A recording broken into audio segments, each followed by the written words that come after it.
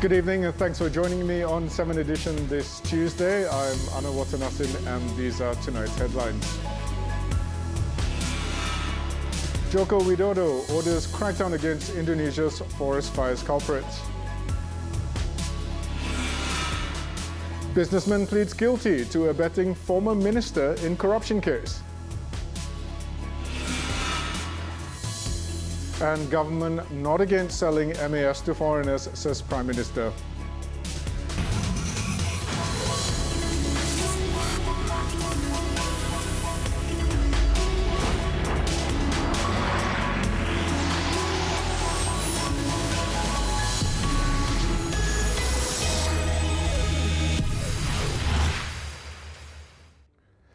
We begin tonight's bulletin with this story. Indonesian President Joko Widodo has ordered a crackdown against individuals and companies responsible for forest fires that have caused the ongoing haze enveloping the region, including Malaysia.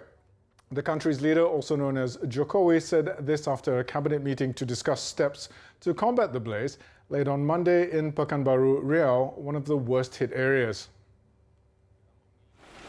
Jokowi has also directed the Disaster Mitigation Agency to expand the scope of artificial rain and add more troops and firefighters. So far, Indonesia has arrested nearly 200 people over the vast forest fires. Apart from disrupting air travel and closure of schools, the dangerous haze has left thousands of people with acute respiratory illness. The country's National Disaster Mitigation Agency reported that the hotspots have affected 328,724 hectares of forest and farmland this year. According to a report from Bloomberg, the total number of hotspots in Indonesia alone rose to 2,984 on Tuesday from 2,583 a day earlier. The raging hotspots also have revived fears of a repeat of the forest fires in 2015, which saw a total of 2.6 million hectares of land affected. This cost Indonesia 221 trillion rupiah, or $15.7 billion in economic losses.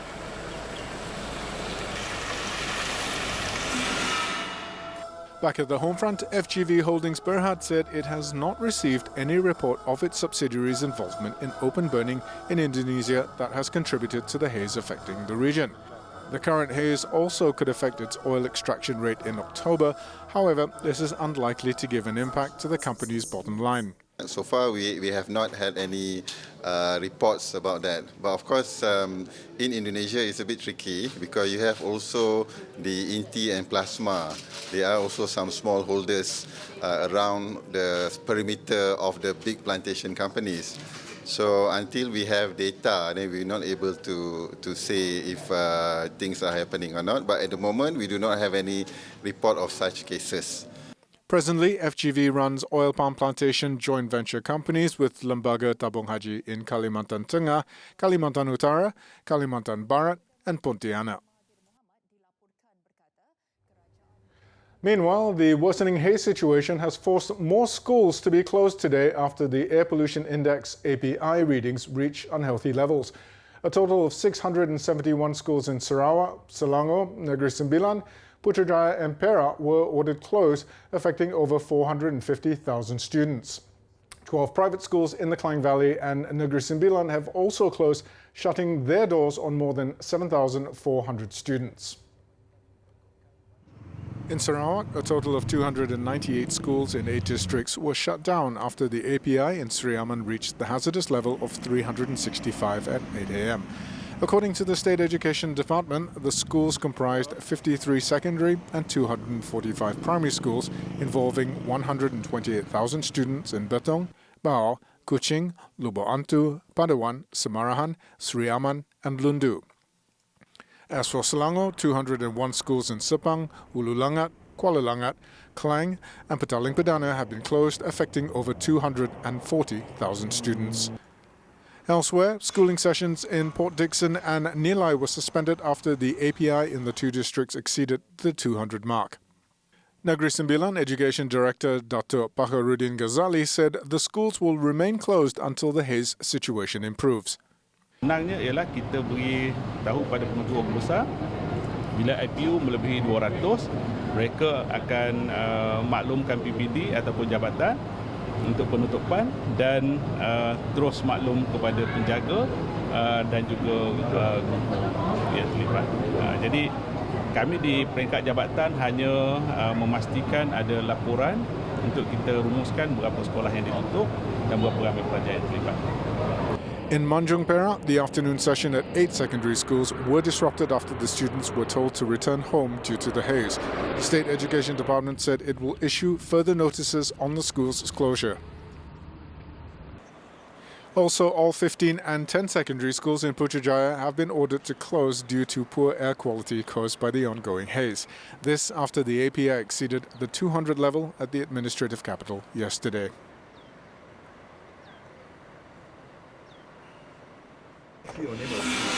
In another development, the Education Ministry urged school administrators to closely monitor the API readings in their areas to better plan their schooling session. Its Deputy Minister Teo Nai Ching said the schools should also be immediately closed once the API exceeds the 200 mark. Kita memang masih monitor closely. Jadi pihak sekolah diseru ataupun diminta untuk merujuk kepada API reading ataupun air pollution index setiap jam. Kalau mencelahi 200, memang sekolah perlulah ditutup serta-merta seperti pagi tadi. Oleh sebab kawasan nilai telah API-nya telah mencelah 200. Jadi kita telah pihak sekolah telah buat keputusan untuk tutup sekolah untuk sesi petang, untuk sesi pagi ibu bapa yang sedia untuk datang ke sekolah untuk ambil anak mereka juga diizinkan untuk buat demikian. She was speaking to reporters after visiting SJKT Bandar Sri Sendayan in Seraman this morning.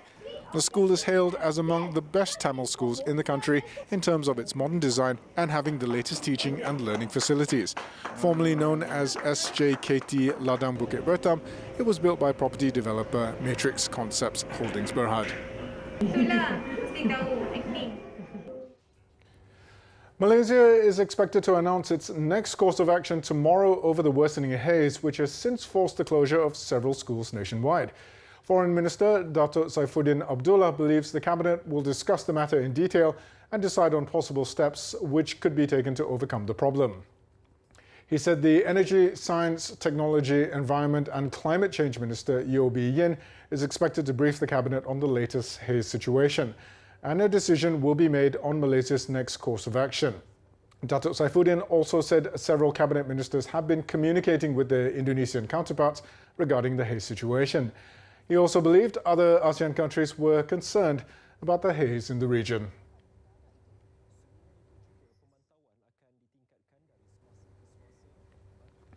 On the current air quality levels, Sri Aman, Sarawak recorded API readings above 360 for most of the day, putting it within the hazardous category.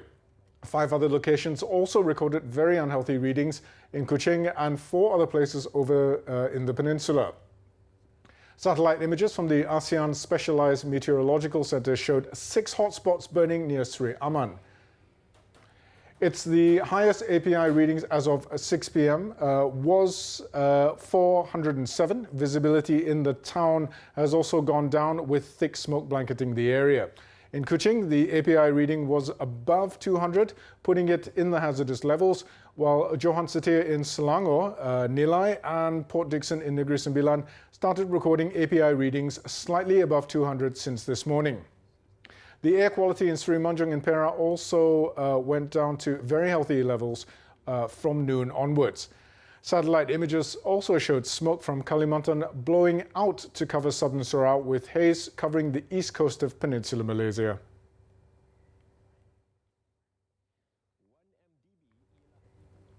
The political funding bill and another law establishing an ombudsman will be tabled in Dewan Rakyat next month.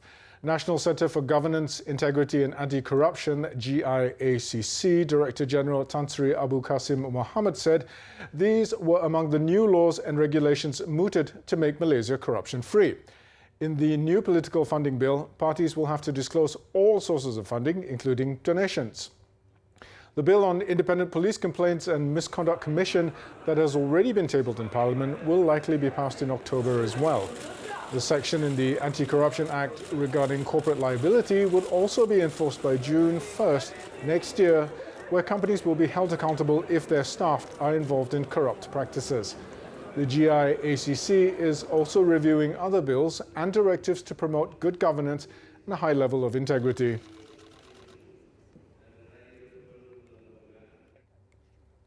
In other news, businessman Dato' Tan Eng Boon has been fined 1.5 million ringgit in default of a year's jail by the Kuala Lumpur High Court for abetting Putrajaya Member of Parliament Dato' Sri Tengku Adnan Tengku Mansor in corruption in relation to a property development project 6 years ago. This after the 70-year-old property developer had pleaded guilty to committing the offence in court today.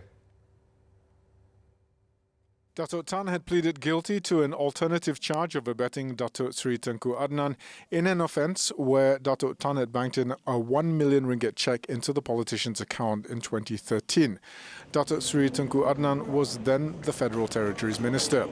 The reward for his help was in approving Nucleus Properties' application to increase the plot ratio of a piece of land at Jalan Semara, Kuala Lumpur.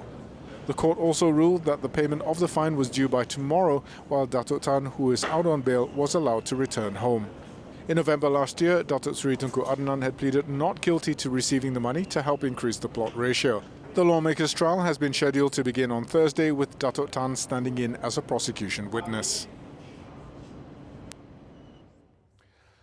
At the Petaling Jaya Magistrates Court, 2 brothers from India were charged with the shocking murder of a married couple whose bodies were found stuffed in suitcases last month. No plea was recorded from 24-year-old Sagar Shaman and Subham Shaman, aged 19, when the charges were read out to them before Magistrate Muhammad Ikhwan Muhammad Nasir. The duo, who worked as security guards, allegedly murdered 79-year-old Lim Ah Ki and Tan Siu Mi, aged 52, at a house in Jalan USJ 21/10 between August 23rd and the following day.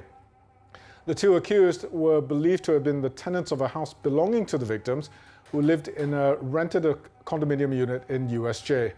The offence falls under Section 302 of the Penal Code, which carries the mandatory death sentence upon conviction. The suitcase containing Tan's body was found by 2 telecommunications company technicians at Jalan Persiaran, Kuala Selangor in Section 27 on August 26.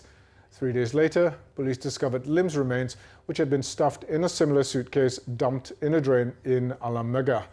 The court set November 18th for mention.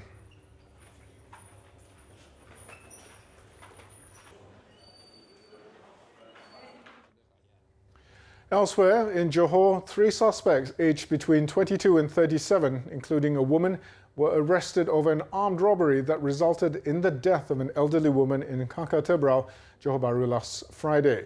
State Police Chief Datuk Kamaruddin Muhammad Din said 2 of the suspects were arrested in Pasir Gudang following a shootout late last night. Akibat tembakan tersebut, motorkar yang dinaiki suspek terbabas dan salah seorang suspek telah bertindak mengacukan senjata api ke arah pihak polis dan pihak polis terpaksa melepaskan tembakan untuk mempertahankan diri. Salah seorang suspek telah meluruskan diri manakala 1 lelaki dan 1 perempuan berjaya ditangkap.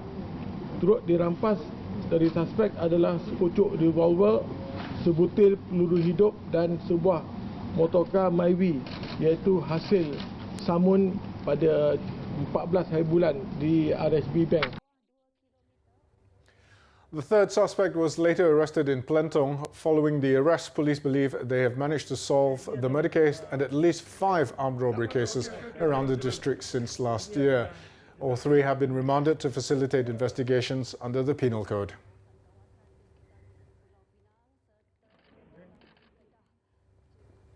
Some 800 students and 60 teachers at Sekolah Menengah Kebangsaan St. Michael in Alor Setar, Kedah, escaped what could have been a harrowing tragedy when one of its buildings caught fire. The blaze occurred at noon during school hours while students were still in their classrooms. The fire reportedly broke out at the school's auditorium and quickly spread through Block A, which was empty due to renovations. Unfortunately, all the students and teachers were quick to gather at the open area opposite the school canteen, 17 firemen and 47 volunteers helped put out the fire by 12:30 p.m. and no casualties were reported. Early investigations found that the fire damaged the ceiling structure and roof, burning 20% of the building. The cause of the incident and amount of damages have yet to be determined.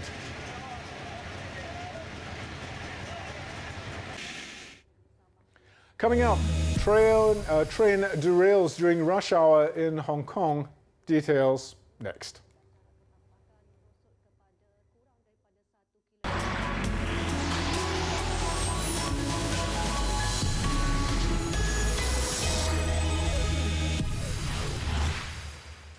We're back with foreign news. A passenger train derailed during the morning rush hour in Hong Kong on Tuesday, leaving 8 people injured.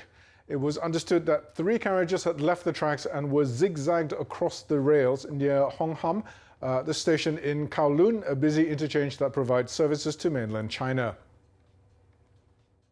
Authorities said passengers had to leave the train through a broken door and cross tracks on the East Rail line to make their way to safety.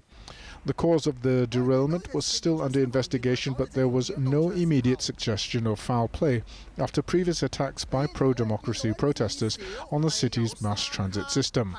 The MTR Corporation, the city's only rail company, said train services between 2 stations on the line had been suspended due to the accident. The company has been targeted by protesters since it refused to hand over CCTV footage of police beating demonstrators and passengers on a subway train last month. The financial hub is in its 4th month of political unrest, which has seen millions of protesters hit the streets in the biggest challenge to China's rule since the city's handover from Britain in 1997. Yemen's Houthi rebels have again threatened new attacks on Saudi oil sites after they carried out drone attacks on facilities last Saturday. The rebels, who have been locked in a war with the Saudi-UAE-led coalition since 2015, have also urged foreign powers to stay away. In a statement, the Houthi movement gave its assurance to the Saudi regime that its long hands can reach any place at any time it chooses. It also warned companies and foreigners not to stay in the plants that are within its reach and those that could potentially be targeted again. This comes a few days after the rebels claimed responsibility over the drone attacks, while warning the kingdom that their targets will keep expanding. Strikes on 2 Saudi facilities last weekend halted half the kingdom's oil production and sent shockwaves through the global oil supply, fueling fresh fears of regional turmoil and economic growth. Oil prices surged by 20% Monday, the biggest intraday gain since the 1991 Gulf War.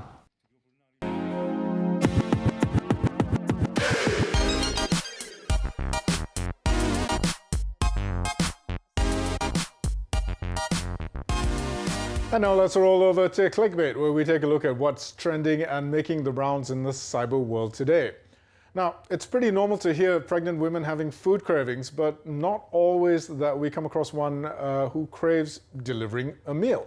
Twitter user Haikal Mazlan, who is a GrabFood rider, took to his account to share his wife's odd craving on Friday, with the video of her riding his motorcycle while carrying a delivery, raking in over 370,000 views.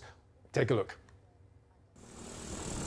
Talk about being a sporting husband. Haikal went along with his wife's request and tailed along on another motorcycle, hoping that her craving to do a GrabFood delivery is just for one order. Netizens swarmed the thread with comments wishing Haikal's wife a healthy pregnancy, while some shared their own fair share of stories and worries on pregnant women's cravings. The tweet got so much attention that even Grab Malaysia responded to the thread. After all the fun and madness in the thread, Haikal's wife says she no longer craves for this and has moved on to different cravings.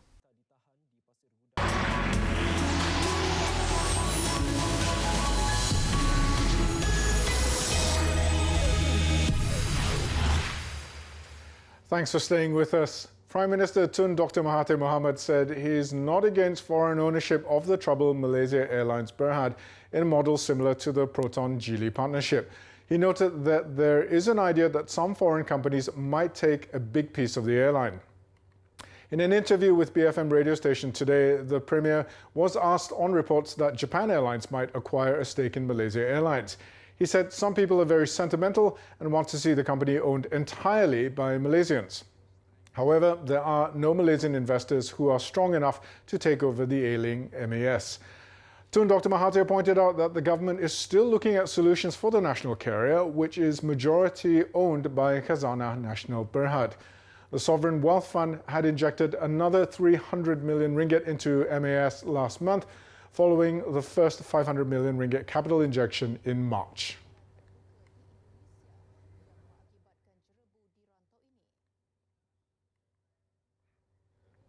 The termination of Telenor ASA and Axiata Group Berhad's proposed merger will not stop Digi-Telecommunications Sdn Berhad's efforts in collaborating with its ecosystem. Chairman Håkon Scholl said Digi will continue to engage with the industry to address the challenges and opportunities, especially in the area of 5G. But having said that, this doesn't stop Digi's efforts, of course, in terms of making sure that we are working with the digital ecosystem, that we are collaborating within the industry to make sure that we can address, for instance, challenges or opportunities in the 5G, when 5G in a way eventually comes to this market as well. So there is quite a lot of things that goes on in the digital ecosystem which benefits Malaysia already today. But pertaining to the discussions around the merger, I think we've said what we need to say. I think that we want to deliver what matters most. Scholl added, while the company continued to believe in the strategic rationale behind the proposed merger, the two telecommunications giants were unable to conclude discussions. On September 6, Axiata Group Berhad and Telenor ASA have mutually agreed to end discussions on the proposed merger after performing their due diligence, calling complexities as the reason.